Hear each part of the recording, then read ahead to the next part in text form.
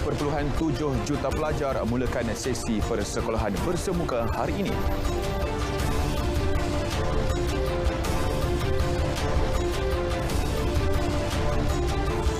Kes baharu COVID-19 di Malaysia kembali catat angka bawah 20,000.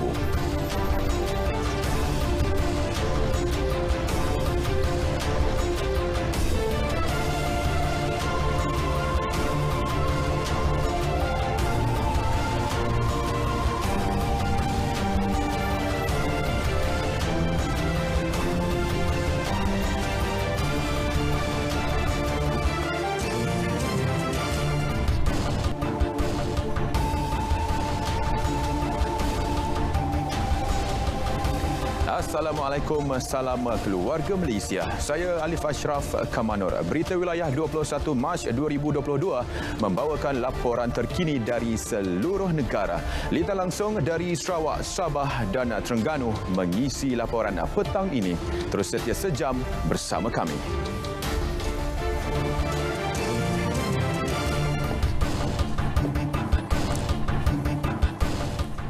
Best. Apa persediaan sekolah? Beli barang baru ke, beg baru ke, sekolah baru ke? Beli barang baru, sekolah baru. Nak sekolah rasa best lah. Yeah. Kenapa nak pergi sekolah hari ni? Sebab jumpa kawan-kawan.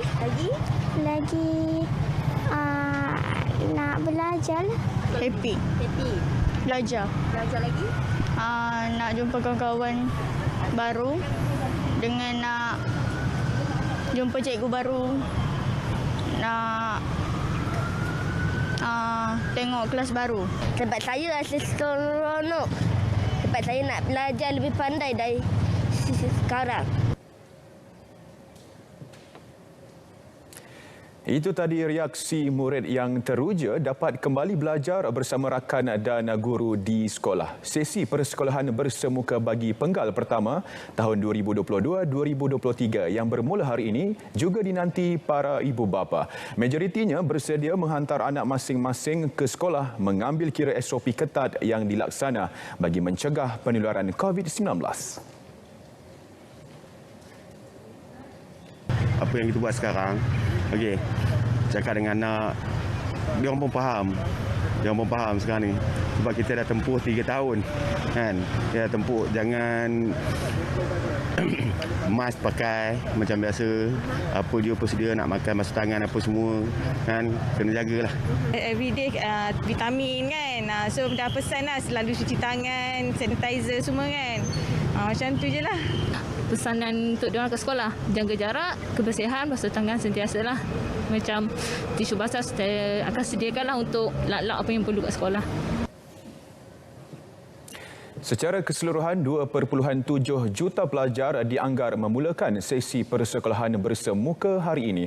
2.67 juta daripadanya membabitkan murid sekolah rendah, manakala 30,853 lagi pelajar tahun 2 hingga 4 kolej vokasional.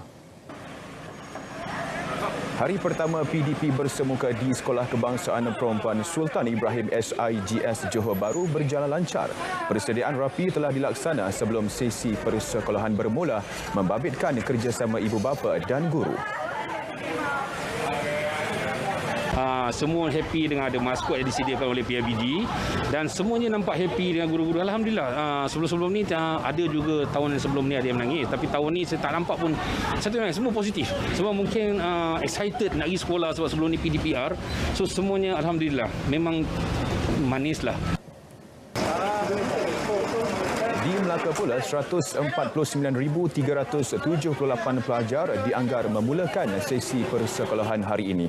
84,619 daripadanya murid sekolah rendah, manakala 64,759 lagi pelajar sekolah menengah. Manakala bagi pra-sekolah pula membabitkan 4,741 murid. Total sekolah yang memulakan sesi persekolahan adalah 238 sekolah rendah dan juga 77 sekolah menengah. Jadi untuk sekolah-sekolah yang melebihi 600 orang ada sistem penggiliran, yang di bawah 600 tidak ada penggiliran. Penggiliran ini melibatkan murid-murid tahun 3, 4 dan 5. Di Selangor, Timbalan Menteri Pendidikan 1 Datuk Dr. Mahansun turun padang ke Sekolah Jenis Kebangsaan Si Bukit Fraser. Beliau keseluruhannya berpuas hati dengan pelaksanaan dan pematuhan SOP pencegahan penularan COVID-19.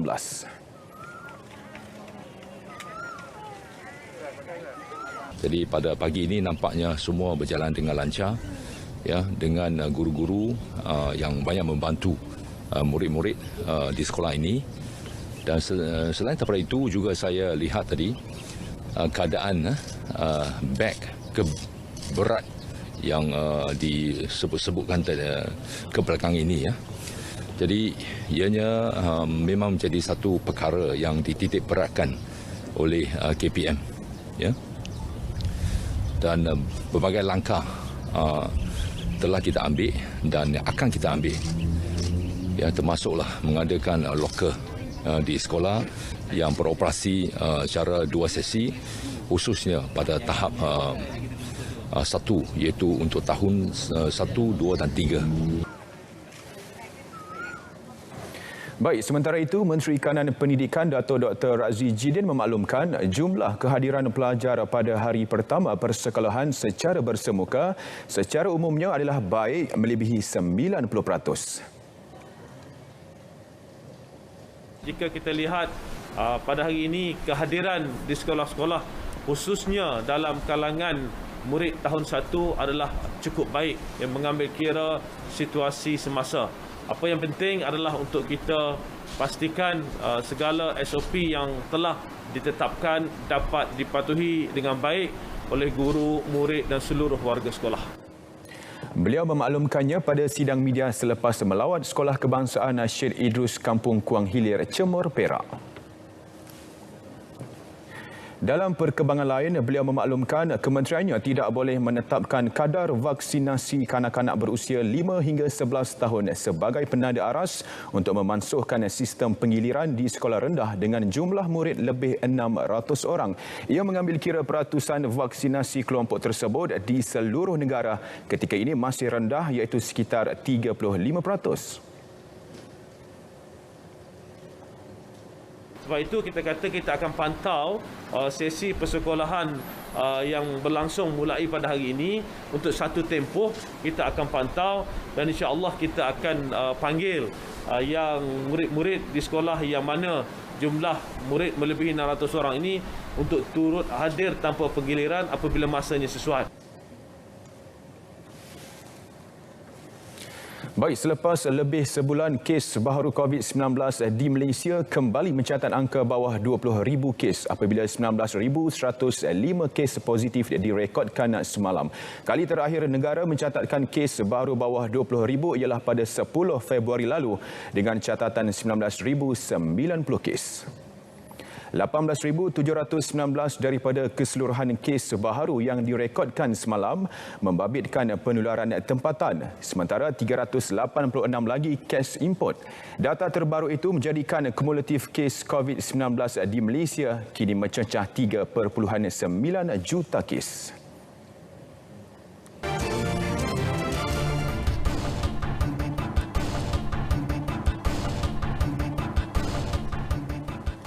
Baik, Kementerian Komunikasi dan Multimedia KECOM akan melantik 30,000 duta komuniti yang akan berperanan memastikan tahap pematuhan SOP yang tinggi boleh komuniti sepanjang fasa peralihan ke endemik mulai 1 April ini. Lantikan tersebut akan membabitkan pimpinan masyarakat, NGO dan sukarelawan. Menteri Komunikasi dan Multimedia Tan Sri Anwar Musa berkata, Jumaah Menteri telah bersetuju agar KECOM bekerjasama dengan beberapa kementerian lain bagi melaksana program berkenaan. Majlis Pelancaran Duta Komuniti dijangka berlangsung di Perlis Jumaat ini. Di mana mereka-mereka ini secara sukarela akan berada di tempat-tempat yang orang berimpun ramai dan mereka akan memberikan soft reminder tentang pematuhan pada penjarakan, pemakaian pelitup muka yang betul, cuci tangan dan lain-lain pematuhan SOP. Tapi dalam bentuk advisory, dalam bentuk yang friendly dan community based. Beliau memaklumkannya kepada pemberita selepas menyampaikan sumbangan kepada penduduk terjejas banjir di Kampung Serongga, Prepek Pasir Mas. Dalam perkembangan lain, beliau memaklumkan Kekom dalam perancangan untuk mengubah suai beberapa kelengkapan peralatan dari pencawang telekomunikasi yang berada di kawasan mudah dinaiki air supaya diletakkan di tempat yang lebih tinggi agar tidak ditenggelami banjir. Beberapa langkah telah disusun bagi memastikan tidak berlaku gangguan perhubungan komunikasi terutama ketika banjir. Baik, antara fokus dari Terengganu mengenai lesen Bazar Ramadan dan tinjauan pembukaan sesi persekolahan. Perinciannya kita bersama Muhammad Rashidi Muhammad Isa. Silakan Rashid. Ya. Kerajaan Negeri Terengganu meluluskan 5,342 lesen bagi menjalankan operasi perniagaan Bazar Ramadan. Ia melibatkan 63 lokasi di seluruh negeri tahun ini. Kelulusan lesen yang diberi kepada peniaga itu juga meningkat 12% berbanding tahun lalu iaitu 4,781 lesen. Namun begitu, operasi Bazar Ramadan di Terengganu masih mematuhi prosedur operasi standard SOP ditetapkan Majlis Keselamatan Negara MKN sebelum ini. Jelas Exco Kesihatan Negeri Dr. Alias Razak, pihak berkuasa tempatan PBT akan sentiasa membuat pemantauan terhadap pelaksanaan SOP di kesemua lokasi Bazar Ramadan tersebut. SOP setakat ini kita masih pakai yang lama sehingga saya pun tak nak maklum awal sehingga pihak MKN pusat buat keputusan. Saya rasa ada perubahan lepas 1 April bila sektor perniagaan ni sektor ekonomi dibuka sepenuhnya, sudah tu ada kelonggaran-kelonggaran yang akan diberikan. Cuma saya tak boleh nak beritahu ini sebelum MKN buat keputusan secara resmi. Beliau menghadiri istiadat pembukaan penggal kelima Dewan Undangan Negeri DUN Terengganu ke-14 di Wisma Darul Iman, Kuala Terengganu. Menurutnya, daerah Kuala Terengganu dan Kuala Nerus yang digabungkan di bawah kendalian pihak Majlis Bandaraya Kuala Terengganu, MBKT merupakan daerah tertinggi jumlah lesen perniagaan itu diluluskan iaitu hampir 3,000 lesen melibatkan 26 lokasi. Ini diikuti daerah Kemaman. Tegasnya, peniaga yang tidak mengambil suntikan ketiga atau booster tidak dibenar beroperasi. Gaji minimum RM1,200 yang akan dinaikkan kepada RM1,500 mulai 1 Mei ini dilihat sangat relevan. Pensyarah Fakulti Perniagaan, Ekonomi dan Pembangunan Sosial Universiti Malaysia Terengganu UMT, Profesor Madya Dr. Rohaiza Taha berkata, secara logiknya majikan perlu mencari strategi terbaik untuk mengurangkan kos operasi agar dapat merealisasikan kenaikan gaji ini. Bagi pekerja, kenaikan gaji ini merupakan masa yang tepat di mana kos kenaikan barangan ketika ini terlalu mendadak. Dan kita juga tengok trend peniaga di Malaysia, apabila ada kenaikan harga barangan komoditi seperti minyak sawit, harga barang makanan akan meningkat. Tetapi apabila dia ada je pengumuman penurunan barang komoditi, harga barang tidak turun seperti yang sepatutnya. Okay, so ini menyebabkan kita kata peningkatan harga gaji itu adalah satu yang kita kata berita yang sangat baik untuk khususnya graduan awal. Bagi graduan pula, penetapan gaji minimum baru berkenaan dapat mengurangkan beban mereka yang masih menganggur. Dari segi keadaan ekonomi semasa dan dari segi kenaikan harga, saya amat bersetuju dengan kenaikan pendapatan gaji. Sebab dia boleh menampung kenaikan kos-kos hidup yang kita hadapi pada masa kini. Satu peningkatan yang baiklah untuk para graduan sebab sekarang pun harga barang pun semua naikkan. So kalau harga minimum dia tu ditingkatkan, maybe boleh macam kita boleh lebih selesa lah. Bertujuan membantu melonjakkan kembali aktiviti pelancongan dan ekonomi di samping mempromosikan wilayah Ketengah khususnya Tasik Kenyir. Lembaga Kemajuan Terengganu Tengah Ketengah secara rasmi melancarkan lagu rasmi bagi tujuan itu.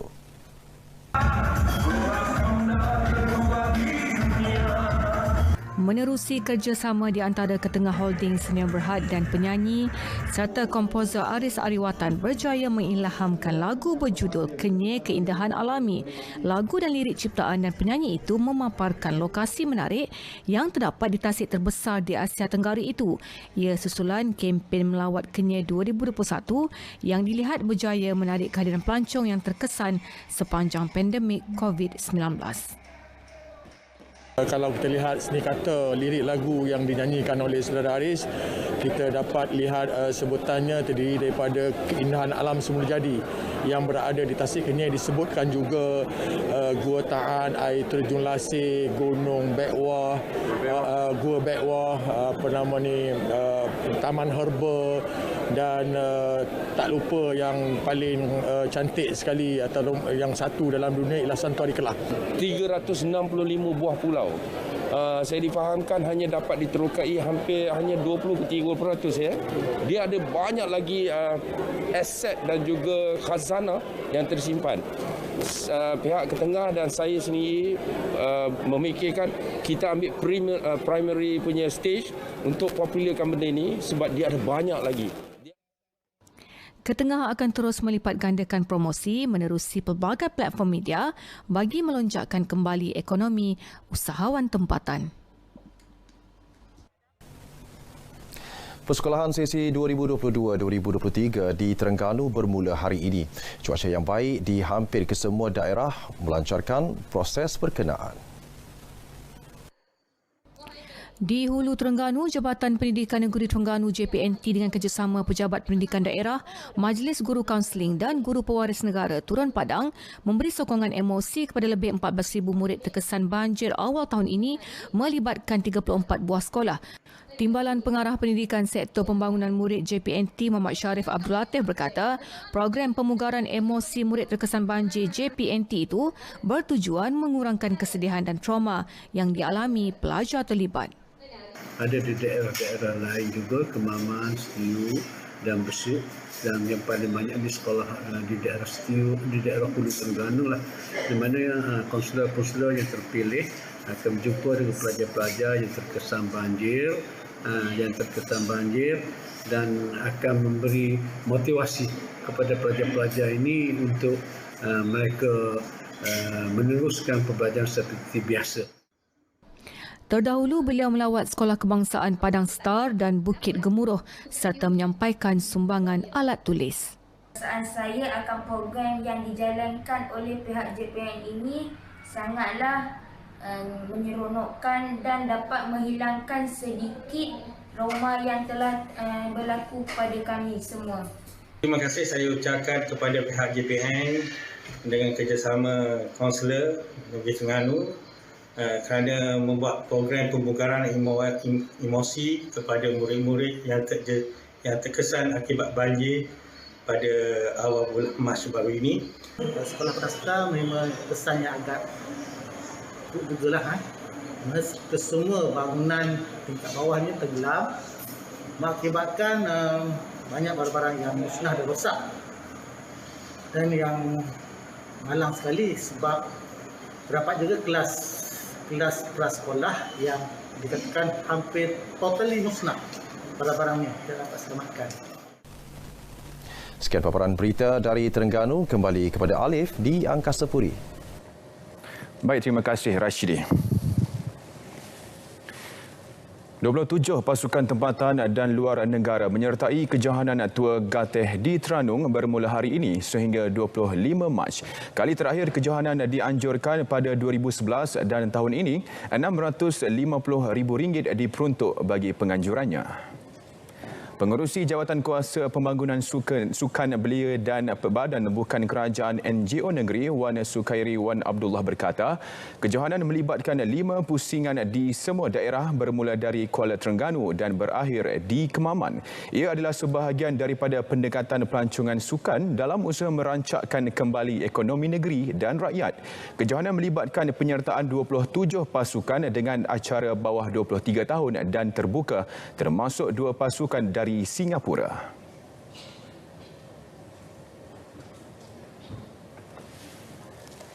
sama ada pasukan bawah 30 tahun sebagai persediaan SUKMA dan juga pasukan ataupun kelab profesional kita TSG untuk melangkah ke depan dengan lebih jaya.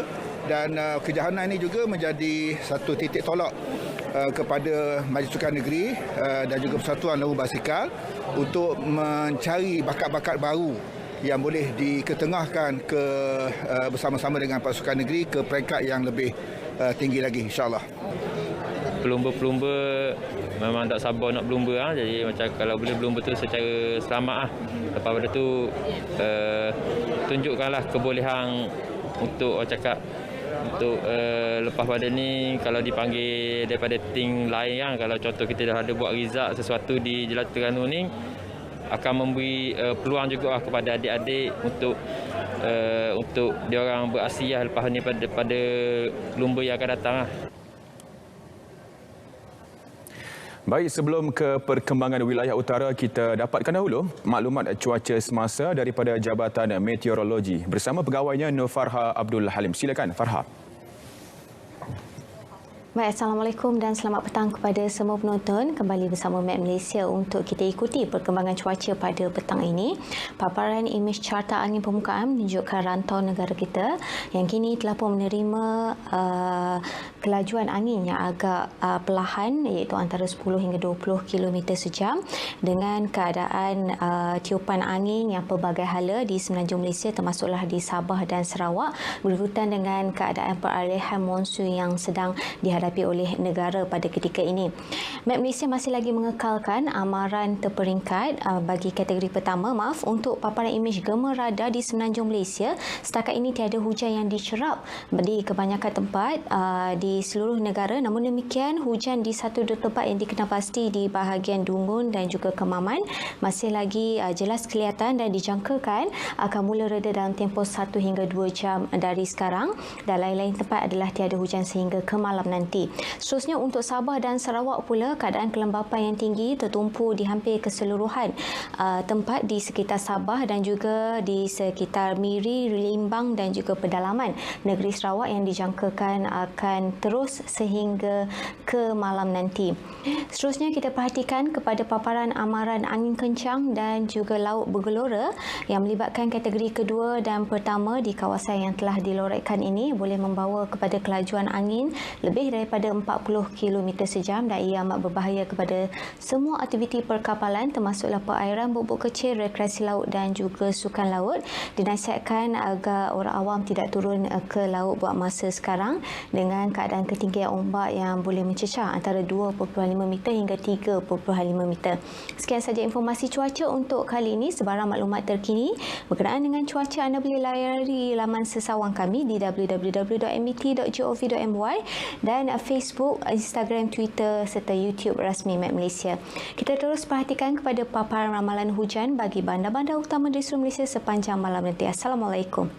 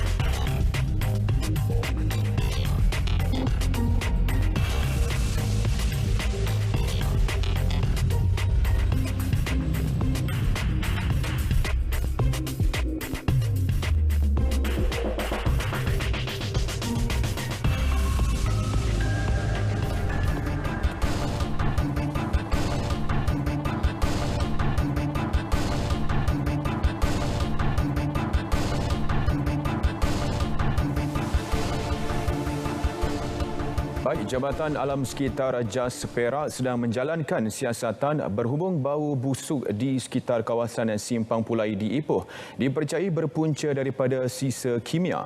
Menteri Besar Perak Datuk Seri Sarani Muhammad berkata isu berkenaan telah dikemuka dalam mesyuarat Exco baru-baru ini. Beliau menjelaskan JAS Perak masih belum menghantar laporan penuh berhubung perkara tersebut.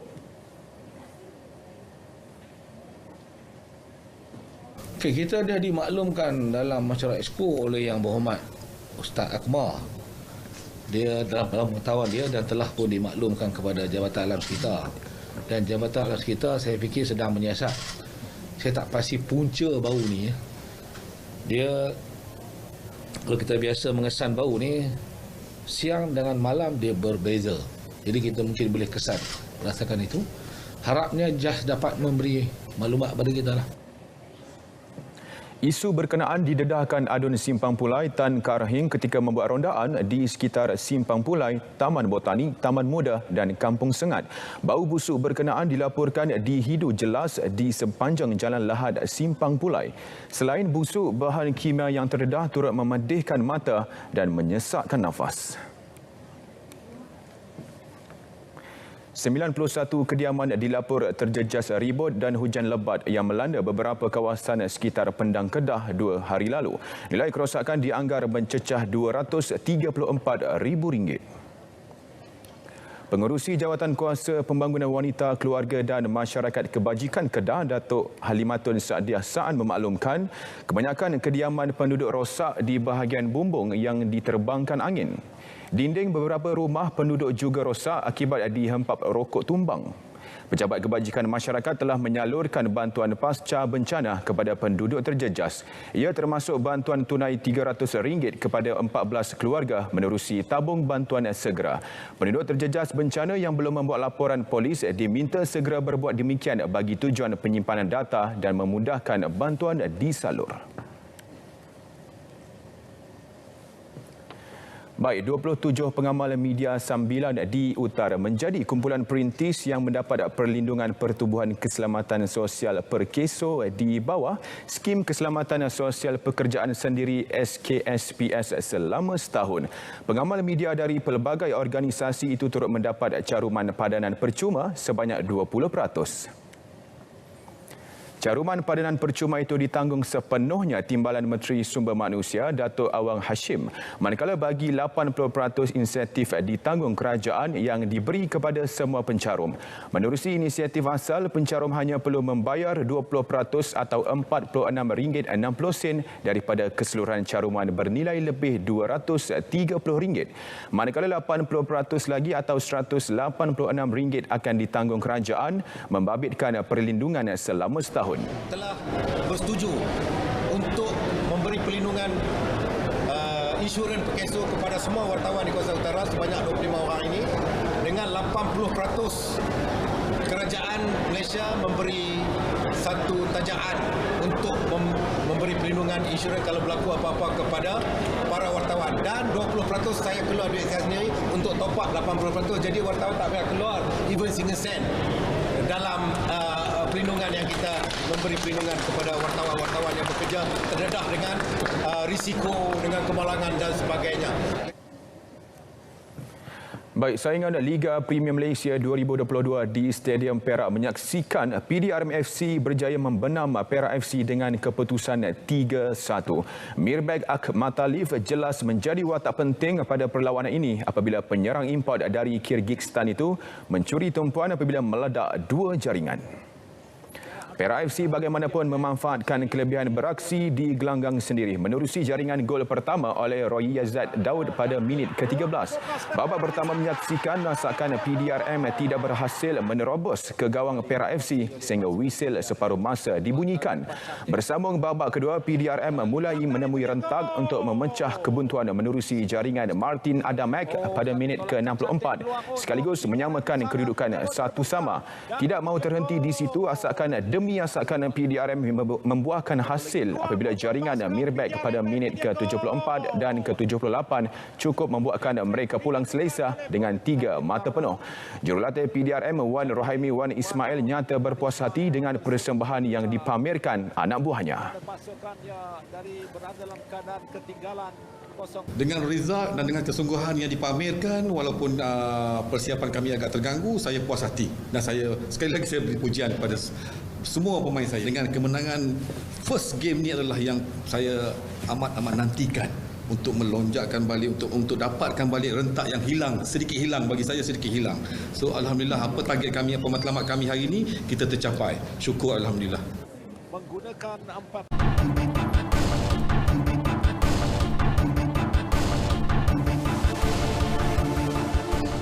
Baik, antara fokus dari Sabah, penguatkuasaan SOP persekolahan bersemuka dan perkembangan sidang DUN Sabah. Perbincangannya bersama Redwin Robin. Silakan Redwin.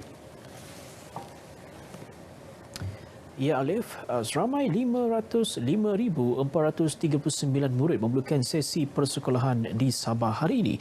Daripada jumlah itu, 44,338 membabitkan murid tahun 1. Hari pertama sesi persekolahan ini menyaksikan tahap pematuhan prosedur operasi standard SOP yang tinggi dalam kalangan warga sekolah termasuk murid-murid. Yang di-Pertua Persatuan Ibu Bapa dan Guru PIBG SJKC Good Shepherd Manggatal, Dr. Yong Hau Pin memberi jaminan pihak sekolah sentiasa mengutamakan pematuhan SOP yang ketat semasa sesi pembelajaran dijalankan. Sehubungan itu, ibu bapa dinasihat agar tidak khawatir untuk menghantar anak-anak ke sekolah. Dari segi sekolah sudah buat persiapan yang agak rapi untuk murid-murid datang. Ya, kita sudah bagi plan laluan mana-mana ikut SOP supaya ibu bapa tahu anak-anak mereka kena melalui apa laluan supaya kita follow SOP, berjarak. Lepas tu kita ada buat suhu test lagi untuk memastikan semua pelajar yang datang itu sehat-sehat. Saya harap murid-murid dapat balik sekolah untuk belajar lagi seperti dulu, ya. Beliau berkata demikian kepada RTM semasa lawatan Pengarah Pendidikan Sabah, Datuk Dr. Mistirin Radin di SJKC Good Shepherd Manggatal, Kota Kinabalu. Pelajar yang ditemui RTM turut berkongsi kegembiraan dapat menikmati semula sesi pembelajaran bersemuka. Happy dapat belajar sama kawan-kawan lain dan belajar sama cikgu dengan senang. Saya takut sikit sebab kes COVID sekarang macam tinggi. Jadi harus menjaga SOP lah. Beralih ke persidangan Dewan Undangan Negeri Sabah ke-16. Sabah bertegas dalam menuntut hak-hak negeri berkaitan industri minyak dan gas yang sepatutnya dimiliki Sabah demi kepentingan rakyatnya. Ini terbukti apabila Petronas bersetuju membina kemudahan gas asli cecair LNG berhampiran pantai pertama Sabah di Taman Perindustrian Minyak dan Gas Sipitang, Sogip, yang akan memberi manfaat sepenuhnya kepada Sabah. Menurut Menteri Kewangan II, Datuk Seri Panglima Masidi Manjun, projek berkenaan akan dimulakan dalam tempoh 1 atau 2 tahun ini. Pasal gas ini, Petronas sudah bersetuju untuk menubuhkan floating facilities di Sipitang, di Sogit, ya. Sogit Sipitang untuk memproses gas. Semua dia punya pelan pembangunan sudah dia bagi taklimat kepada kerajaan Kabinet Negeri. Nah, I share with you. Ini sudah sampai masanya bagi kita untuk menuntut hak kita. Datuk Masidi menyatakan demikian bagi menjawab soalan tambahan Adun Senalang Datuk Seri Panglima Muhammad Syafiee Abdal. Terdahulu menjawab soalan Adun Segama Datuk Muhammadin Ketapi mengenai perjanjian kolaborasi komersial CCA antara Petronas dan Kerajaan Negeri, Datuk Masidi berkata CCA bertujuan memastikan Sabah mencapai perkongsian hasil, penyertaan dan penguasaan yang lebih besar dalam industri minyak dan gas di negeri ini secara komersial sekaligus mengekalkan hak perundangannya.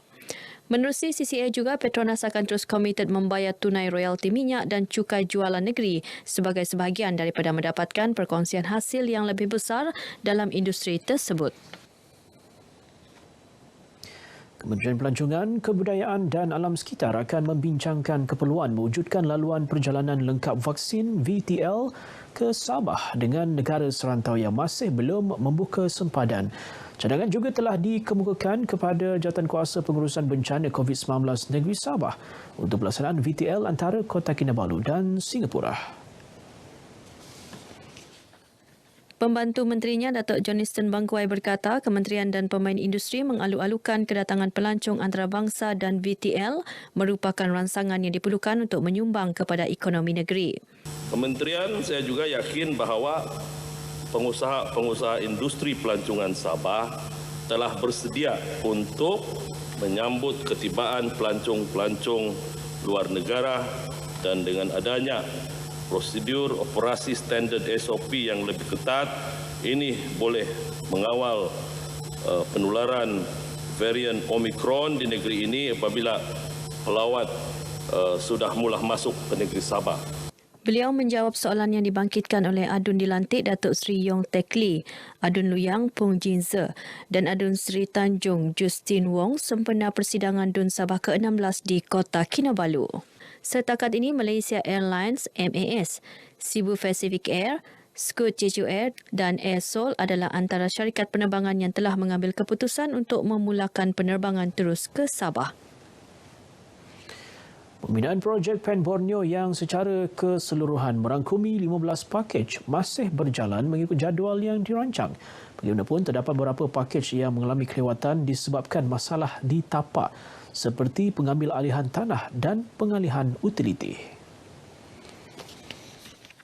Menteri Kerja Raya Sabah Datuk Seri Panglima Bung Mokhtaradin menjelaskan demikian dalam persidangan Dewan Undangan Negeri DUN Sabah ke-16 di Kota Kinabalu bagi menjawab soalan Adun dilantik Dr. Ali Akbar Gulasan mengenai perkembangan pembinaan PEN Borneo di Sabah. Sementara itu menjawab pertanyaan Adun Elopura Calvin Chong mengenai keadaan jalan raya yang teruk di Sapi Nango, katanya jalan tersebut akan diganti dengan jajaran jalan baharu. Saya melihat bahawa tidak ada choice yang kita boleh ambil sebab jalan ini akan dinaik taraf. Kalau kita buat 200-300 juta, lepas itu jalan itu kita robohkan juga. Akhirnya kita membelanja dalam keadaan yang tidak sesuai. Justru itu bagi tahu rakyat di kawasan kita sama-sama bersabar. InsyaAllah kita akan bagi jalan raya yang baik selepas ini.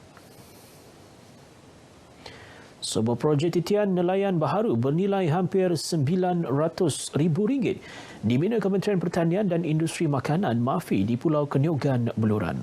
Titian baharu sepanjang 429 meter ini mula dibina pada Mei 2021 dan siap sepenuhnya 13 Mac lalu. Menteri MAFI Datuk Seri Dr. Ronald Kiandi berkata pembinaan titian ini merupakan usaha murni MAFI melalui LKIM bagi memperkasa pembangunan infrastruktur masyarakat nelayan di Pulau Kenyogan, Beluran. Tidak berakhir di sini, banyak lagi kemudahan dan keperluan infrastruktur yang diperlukan oleh kampung-kampung nelayan bagi kemudahan asas mereka. MAFI akan terus melihat dan akan terus mengangkat masalah ini ke pengetahuan Kementerian Kewangan agar dana untuk program-program yang dikendalikan oleh MAFI melalui LKIM akan dapat diteruskan. Beliau ditemui media selepas merasmikan titian baharu berkenaan dan jelajah nelayan Beluran di Pulau Kenyogan. Sementara itu, masyarakat nelayan di pulau berkenaan menzahirkan rasa syukur mendapat kemudahan jambatan konkret demi keselamatan dan keselesaan penduduk. Semua penduduk kampung kami ini bersyukur kerana ada sudah jambatan semen, dulu jambatan kayu. Karena roboh kan, sekarang semen boleh sudah budak-budak berjalan malam ataupun siang. Saya sebagai penduduk kampung Pulau Kenyogan sangat-sangat bersyukur. Syukur kepada Allah SWT kerana YB Datuk Seri Ronald Kiandi telah memberikan peruntukan jambatan konkret. Alhamdulillah dengan adanya konkret mungkin ini akan berguna untuk selama-lamanya. Parti Bersatu Sabah PBS sedia bertanding di kerusi Parlimen Tuaran dengan adanya sokongan kuat rakyat di kawasan berkenaan. Keputusan itu berasaskan kepada kubu kuat PBS iaitu Tamparuli dan Kiulu serta sokongan daripada Gabungan Rakyat Sabah GRS bagi kawasan Dun Sulaman dan Pantai Dalit. Presiden PBS Datuk Seri Panglima Dr. Maximus Ongkili menegaskan GRS akan terus memperjuang hak dan tuntutan Sabah dalam Perjanjian Malaysia 1963 MA63 demi pembangunan dan kesejahteraan rakyat. Beliau berkata demikian kepada media selepas merasmikan Mesyuarat Agung Tahunan PBS bahagian Tamparuli kali ke-36-37 di Dewan Tun Hamdan Tamparuli. Komitmen PBS ini turut disokong Ketua PBS bahagian Tamparuli, Datuk Jahid Jahim dengan harapan semua ahli parti di peringkat akar umbi proaktif dalam semua perkara dan menyesuaikan diri dengan geopolitik masa kini, terutama generasi muda. Alhamdulillah setelah begitu lama 36 tahun dibawa setiap persidangan secara konsisten perkara ini dibawa, iaitu perjanjian Malaysia mesti dipenuhi. Sebab ini adalah asas negara ini ditubuhkan.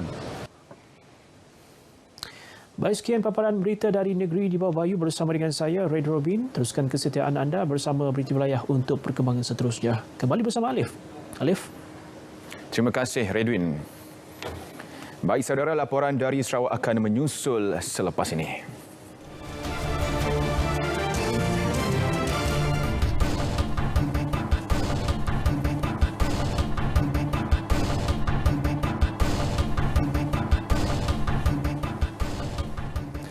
Baik, antara fokus dari Bumi Kenyalang, inisiatif Kerajaan Negeri Sarawak menyediakan pelbagai platform kepada usahawan belia untuk mencuburi bidang perniagaan. Perinciannya bersama Vanessa Mering di Kuching. Vanessa, silakan. Ya, Alif, hasil tinjauan pemberita mengenai sesi persekolahan penggal pertama 2022-2023 meraih pelbagai reaksi dari kalangan ibu bapa. Tinjauan di sekitar Kuching mendapati segelintir ibu bapa menyifatkan sesi persekolahan bersemuka memberi impak berbeza jika dibandingkan dengan kaedah pengajaran dan pembelajaran di rumah PDPR. Daripada segi PDPR itu, mak bapak parents memainkan peranan yang penting lah untuk membantu cikgu sama-sama untuk membantu anak-anak. Tapi dari segi bersemuka, kanak-kanak, anak-anak saya dilihat begitu interaktif. Maksudnya bila balik sekolah tu dia ada perkara yang dia nak ceritakan, apa yang dia belajar untuk hari ini. Prosedur operasi standard SOP yang ditetapkan di sekolah-sekolah juga memberi keyakinan kepada ibu bapa menghantar anak-anak ke sekolah dengan segelintir anak-anak yang telah menerima dos vaksinasi. Alhamdulillah lah, kami tengok semuanya okey. Pelajar-pelajar pun ada penjarakan sosial di sini dan saya rasa kebanyakan sekolah ni semua dah divaksin lah. Hari pertama kemasukan ke sekolah ni tu memanglah gembira lah rasanya. Sebab lama gila dah dalam PKP tu tadi. Ada yang turun, ada yang takut juga mak bapak juga anak turun. Tinjauan RTM di sekolah-sekolah sekitar Kuching pada pagi tadi mendapati ibu bapa mula menghantar anak-anak seawal pukul 6 pagi untuk mengelakkan kesesakan. Murid-murid juga diminta melakukan pemeriksaan suhu badan serta mengamalkan penjarakan fizikal di pintu masuk sekolah. 93 buah sekolah rendah di bahagian Sibu telah ditempatkan Pegawai Perhubungan Sekolah PPS dengan bermulanya sesi persekolahan penggal pertama 2022 secara bersemuka hari ini. Ketua Bahagian Pencegahan Jenayah dan Keselamatan Komuniti Daerah Sibu, DSP Arifin Bahar berkata, penempatan PPS itu adalah untuk memastikan dan memantau pematuhan prosedur operasi standard SOP yang ditetapkan. Samping kita mengalukan ketibaan pelajar-pelajar untuk sesi persekolahan hari pertama ni, kita nak tengok pematuhan SOP lah di pihak sekolah. Ujarnya, program yang sama akan diadakan pada 4 April akan datang bagi sesi persekolahan sekolah menengah yang melibatkan 27 buah sekolah menengah di Sibu. Beliau berkata demikian ketika ditemui pemberita setelah melakukan pemantauan SOP COVID-19 di Sekolah Kebangsaan Abang Ali Sibu pagi tadi. Tambahnya, untuk sekolah menengah, pihak PDRM akan menempatkan lebih ramai anggota melibatkan pegawai berpangkat tinggi sekurang-kurangnya inspektor. Dalam pada itu, beliau yang mewakili polis daerah Sibu turut memberi sumbangan pelitup separuh muka di sekolah berkenaan.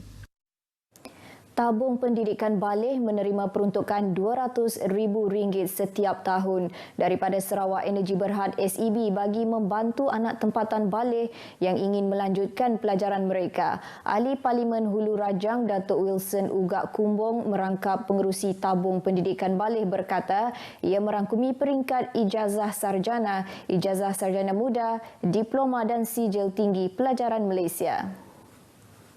Anak tempatan anak orang Baleh itu. Jadi sampai lama aku kurang lebih 131,000 dah di-approve aku. Jadi dia akan suap aku ke alamat dah. Pada masa sama, beliau turut memaklumkan perancangan untuk menambah baik akses jalan raya ke kawasan Rumah Panjang Nanga Antawau juga sedang diusahakan. Setiap jalan kita ada menuatuk oleh lo kereta parking bab muat tu lah. Ianya hari water walk katanya hanya bekalan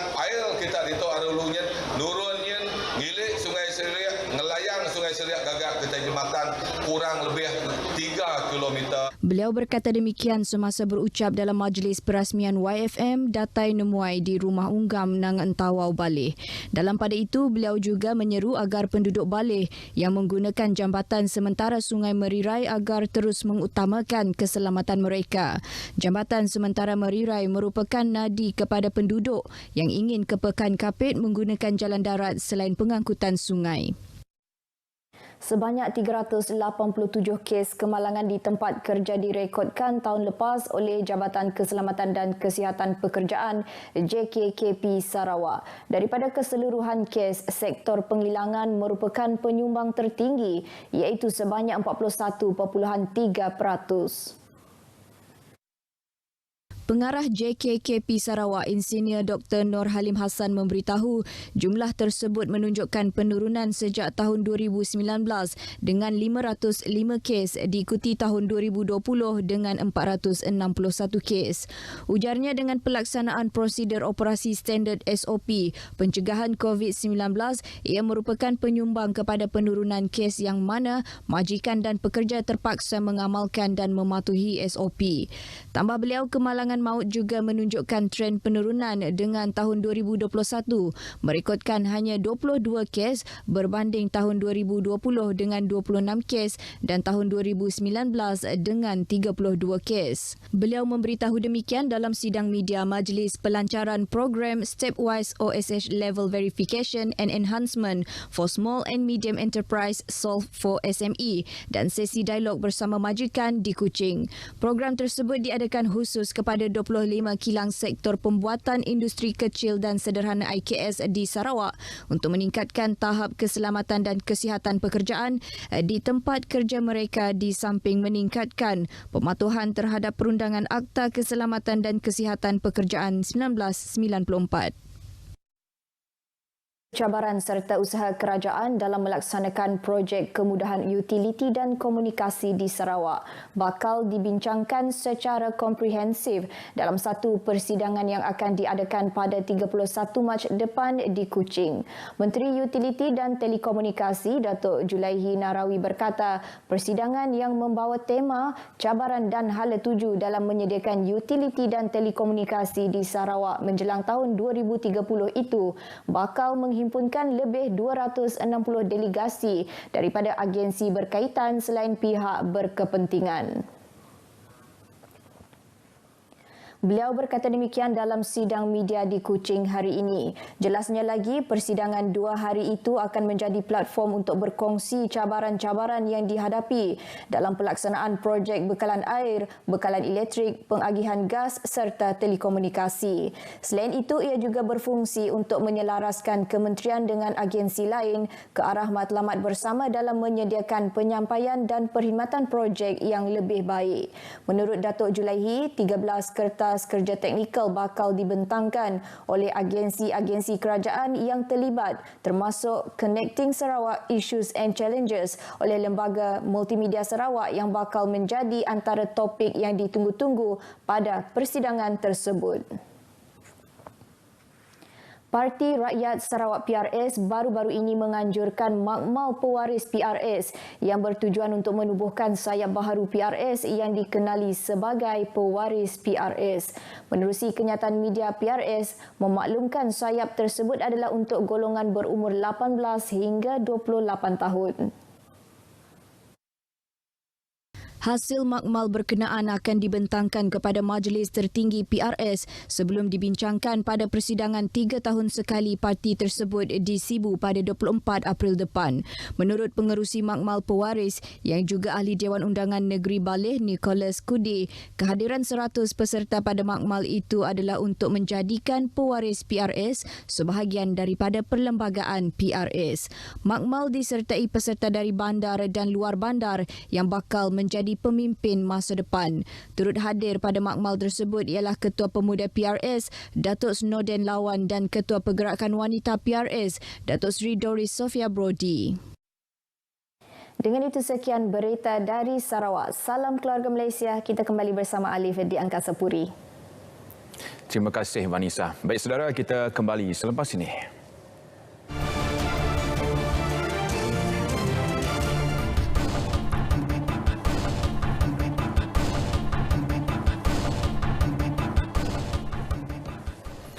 Cubaan seorang lelaki menyeludup 8,888 karton rokok dan arak serta 11 kotak arak bernilai 1.8 juta ringgit gagal. Suspek 39 tahun diberkas pasukan gerakan AM Batalion 5 Johor di Muar petang semalam. Pegawai pemerintahnya, Superintendent Dimin Awang berkata, suspek dipercayai aktif menyeludup rokok dan arak di sekitar Muar sejak lebih setahun lalu. Dia menjadikan sebuah rumah di daerah itu sebagai stor simpanan. Nilai rampasan keseluruhan termasuk kereta mewah digunakan suspek berjumlah hampir 2 juta ringgit. Superintendent Dimin percaya tangkapan itu berjaya memutuskan rantaian sindiket pengedaran rokok tidak bercukai di Muar. Dan ini pula susulan insiden konvoi kenderaan mewah berhenti di Lebuh Raya Utara Selatan arah selatan berdekatan Kulai Johor pada Jumaat lalu. Polis menahan pemandu truk pikap yang memotong secara berbahaya hingga berlaku pelanggaran konvoi kereta mewah. Ketua Polis Daerah Kulai Superintendent Tok Beng Yo berkata, suspek wanita berusia 28 tahun ditahan ketika menyerah diri di Ibu Pejabat Polis Daerah Kulai awal pagi tadi. Dia direman sehingga Rabu ini selepas perintah reman daripada Magistrate Syarifah Maliha Syed Hussein. Kes disiasat mengikut Seksyen 42-1 Akta Pengangkutan Jalan 1987.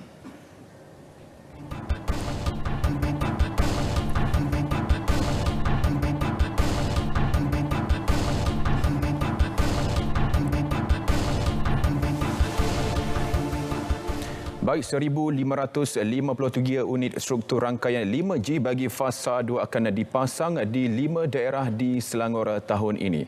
Menteri Besar Selangor Datuk Seri Amiruddin Syari memaklumkan daerah terlibat ialah Sepang, Petaling, Kelang, Hulu Langat dan Gombak. Untuk makluman, teknologi rangkaian 5G ini berkeupayaan untuk memberikan perkhidmatan kelajuan jalur lebar sehingga 10 GPS dengan 1 ms latency. Ia juga mampu memberi perkhidmatan kepada 1 juta peranti bagi setiap 1 kilometer persegi. Jelas beliau lagi, Selangor melalui Smart Cell Sdn Berhad bercadang melaksana kerjasama strategik dengan Digital Nasional Berhad DNB selaku pembekal rangkaian borong 5G di Malaysia untuk meluaskan infrastruktur perkhidmatan itu di kawasan perindustrian di komuniti di Selangor. Beliau memaklumkannya di Dewan Undangan Negeri Selangor. Stesen penyiaran, penerbit, penulis skrip dan para pelakon digesa lebih cakna dalam pemilihan adegan-adegan drama agar tidak bertentangan dengan syarak. Ketua Pengarah Jabatan Kemajuan Islam Malaysia JAKIM, Datuk Hakimah Muhammad Yusof dalam satu kenyataan menegaskan jabatan itu tidak akan berkompromi dengan isu-isu seumpama itu yang jelas memberi kesan kepada budaya dan amalan murni masyarakat. Beliau merujuk sedutan video adegan panas dalam drama perempuan itu yang tular di media sosial. JAKIM menentang keras penyiaran program seumpama ini yang jelas mempamerkan aksi tidak bermoral yang dilarang Islam. Katanya drama seumpama ini tidak wajar disiarkan pada bila-bila masa, apatah lagi pada bulan Ramadan. Justru JAKIM meminta Kementerian Komunikasi dan Multimedia dan Kementerian Dalam Negeri mengambil tindakan tegas dengan segera. Menjelang saingan 3 negara FAS 2022 di Singapura bermula minggu ini, pemain sayap Muhammad Faisal Abdul Halim menyifatkan keputusan menentang Filipina dan Singapura pada saingan tersebut amat penting bagi skuad kebangsaan bagi menghadapi misi getir pada pusingan ketiga kelayakan Piala Asia 2023 Jun ini.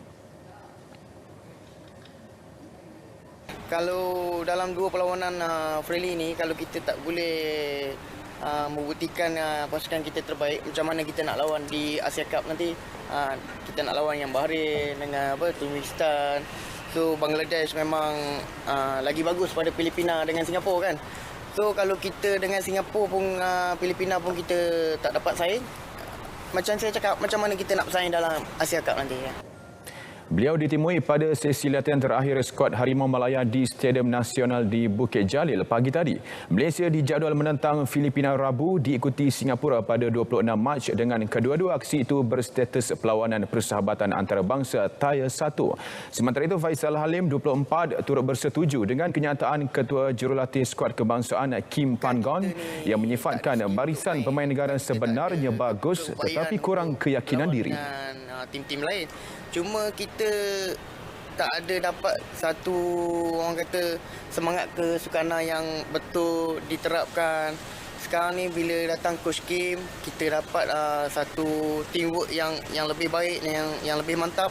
Pada saya memang perubahan akan berlaku yang saya boleh katakan dan corak permainan akan berubah yang kita akan lebih agresif lah. Itulah.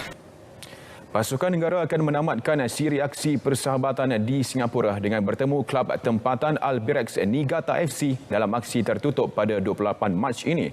Mereka akan berlepas ke Singapura esok.